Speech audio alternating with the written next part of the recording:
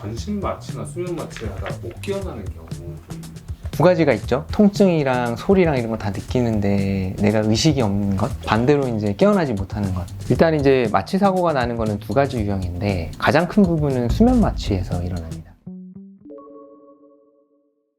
안녕하십니까. 애통성형외과 김재권 원장입니다. 애통성형외과 조정모 원장입니다. 오늘의 주제는 이제 마취법에 관련된 것들이거든요. 일단은 마취는 총 세 종류가 있습니다. 제일 간단한 건 국소 마취, 바르기도 하고 주사로 할 수도 있고요. 그건 의식이 완전히 또렷하게 있죠. 의식하 진정요법이라고 원래 불리는 수면 마취, 잠자는 듯이 있다는 뜻이고, 그거보다 더 깊은 마취가 전신 마취로 분류가 됩니다. 사용하는 약제도 사실은 조금 비슷하고 이게 경계가 모호하기는 해요. 근데 이제 우리가 일반적으로 전신 마취라고 부르면 자발 호흡이 있는가, 그러니까 스스로 호흡을 할 수 있느냐 없느냐를 기준으로 이제 인공 삭관을 통해서 인공 호흡을 하면 전신 마취로 분류를 하고, 그렇지 않고 스스로 호흡을 할 수 있으면 우리가 수면 마취라고 부릅니다. 어떤 수술들을 주로 전신 마취로 하고 어떤 수술들은 좀 수면 마취로 하고 이런 기준이 있을까요? 수면 마취를 할 때는 국소 마취를 같이 해요. 수면 마취로 약간 의식을 잃게 하는 부분에 있어서 통증까지 완전히 못 느끼게는 못 하거든요. 그러니까 그 수술 부위를 국소 마취제를 쓰는 거죠. 근데 이제 너무 넓은 부위를 수술을 하게 되면 그 부위에 전부 다 국소 마취제를 넣는 것이 굉장히 위험할 수 있거든요.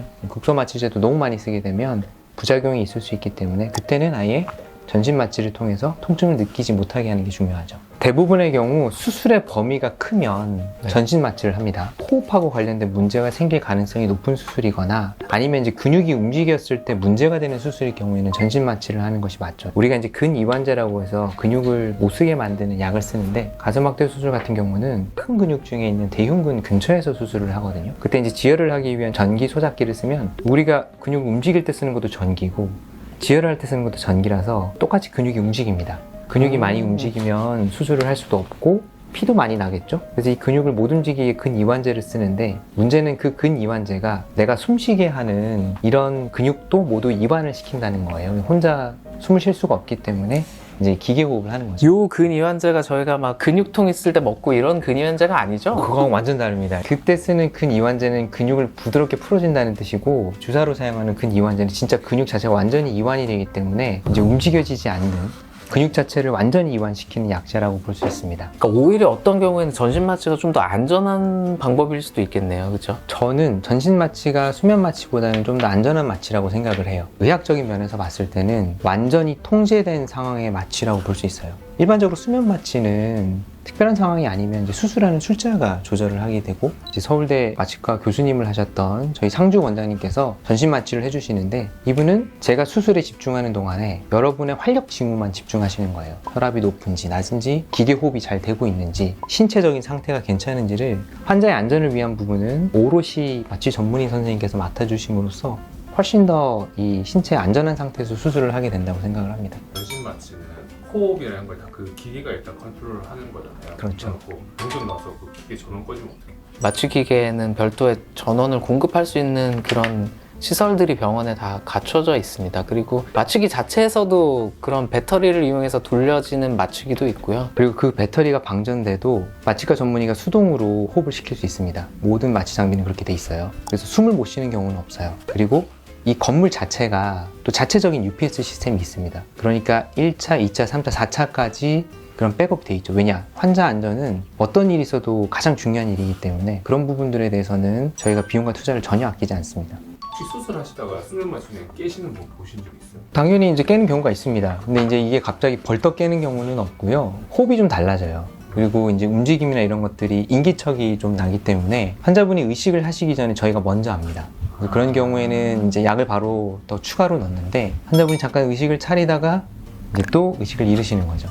그런 형태로 중간에 깰 수는 있습니다. 근데 그것을 보통은 잘 기억하거나 그 의식하실 정도가 되지는 않죠. 그렇진 않아요. 왜냐하면 저희가 수면 마취에 쓰는 약이 복합제제로 여러 가지 약을 쓰는데, 어떤 약은 기억을 못하게 하느냐, 어떤 약은 통증을 못 느끼게 하느냐, 어떤 약은 의식을 소실시키는 약을 저희가 그런 것들을 다 개개인별로 맞춰서 하고, 심지어 저희는 이 과정을 할 때 더 아플 거다 그때는 또 약을 좀 더 쓰고, 전혀 아프지 않을 때는 자극이 없는 상태에서 약이 너무 세면 또 너무 깊이 들어가니까 그때는 또 약을 줄이고, 이런 것들을 다 조절하면서 수술을 하고 있습니다.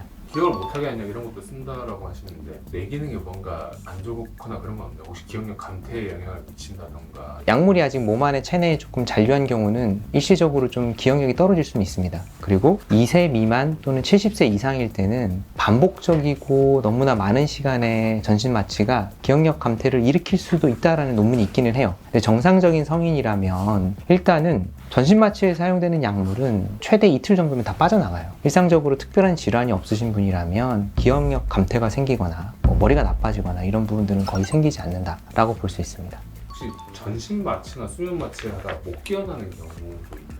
이제 영화를 보면은 두 가지가 있죠. 전신 마취 중 각성돼가지고 통증이랑 소리랑 이런 거 다 느끼는데 내가 의식이 없는 것, 반대로 이제 깨어나지 못하는 것. 그거는 약간 영화적인 장치라고 생각을 하고요. 수술을 하는 과정에서의 수면 마취는 술에 취한 거랑 비슷한 상태여서 수면 마취 시간이 길어지면 다음날에 환자분들이 느끼시는 그런 메스꺼움과 불편함, 두통이 그 숙취랑 굉장히 비슷하다고 말씀을 많이 하세요. 기량제라고 해서 이 약이 들어가면은 이 약효가 분해가 됩니다. 그러니까 저희가 마취, 숙취 해소제 같은 걸 사용하고 있는 거네요. 숙취 해소제라고 표현하니까 좀 약간 좀 느낌이 다르긴 한데 근데 가끔 막 언론 이런 데 그런 마취 사고 얘기 나오고 그런 거 사고가 날 수 없는 구조인 것 같은데. 일단 이제 마취 사고가 나는 거는 두 가지 유형인데 가장 큰 부분은 수면 마취에서 일어납니다. 일단 수면 마취를 했을 때의 문제점은 전신 마취는 인공호흡을 하고 있는데 수면 마취는 자발호흡을 해야 되기 때문에 자발호흡을 잘 하고 있는지 저희가 이제 모니터링을 하는데 그런 부분들에 대해서 실수가 생기면 환자가 무호흡 상태가 이어지고 그럼 이제 그게 뇌사로까지 진행이 되는 경우가 있을 수 있습니다. 그리고 굉장히 드문 경우에 전신 마취에서 문제가 생기는 거는 기사에 보도될 정도의 사건들은 이제 악성 고혈증이라고 하고 10,000명 중에 1명 정도 있을 정도로 굉장히 희귀한 특이 체질이에요. 그러니까 전신 마취에 필요한 약물들이 들어갔을 때 몸이 40도 이상 열이 나면서 그때는 이제 단토롤렌이라고 하는 특수한 약물이 필요하고 그게 24시간 이내에 체내에 들어오지 않으면 거의 100% 사망합니다. 저희 같은 경우는 10,000분의 1의 확률도 그런 일이 일어나지 않기 위해서 유통기간도 짧고 그 비용이 비싼 단토롤렌을 원내 보유하고 있어요. 전신 마취가 어쨌든 뭔가 문제가 생길 확률이 엄청 작잖아요. 그렇죠. 수면 마취로 하는 수술들도 환자가 원하면 다 전신 마취를 해도 아무런 리스크가 없나요? 그렇진 않아요. 왜냐면 눈 수술을 할 때는 눈 뜨고 감고 이런 걸 봐야 되거든요. 저희가 이제 중간 과정에서 뭐 눈매 교정을 하거나 이러면 중간에 저희가 조작을 하고 나서 피드백을 받아야 되거든요. 양쪽이 대칭적인지 불편함은 없는지 잘 작동하는지 이런 걸 보려면 저희가 깨워야 돼요. 근데 전신 마취는 그렇게 할 수가 없죠. 특히 이제 전신 마취를 하시게 되면 이제 인공호흡을 하잖아요.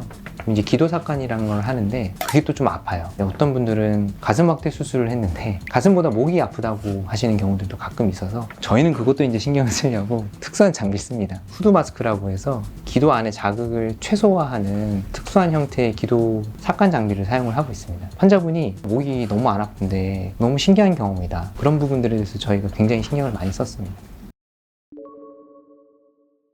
여러분들이 궁금해하시는 마취의 방법, 전신 마취의 위험성, 수면 마취는 어떤 것들인가 이런 것들에 대해서 알아봤습니다. 저희가 여러 가지 약제와 장비, 그 다음에 훌륭한 마취과 선생님을 통해서 마취 후에 생길 수 있는 그런 사고? 이런 것들을 다 예방하려고 노력하고 있습니다. 그래서 마취 때문에 너무 걱정은 안 하셔도 될 것 같고요. 아무리 이렇게 저희가 열심히 노력을 한다고 해도 마취 후에는 약간의 어지럼증이라든지 방향 감각, 균형 감각 이런 것들이 떨어질 수 있기 때문에 마취 후에 운전 같은 것들 또 갑작스러운 신체 활동 이런 것들은 좀 삼가 주시면 좋겠습니다. 오늘도 끝까지 시청해 주셔서 감사합니다.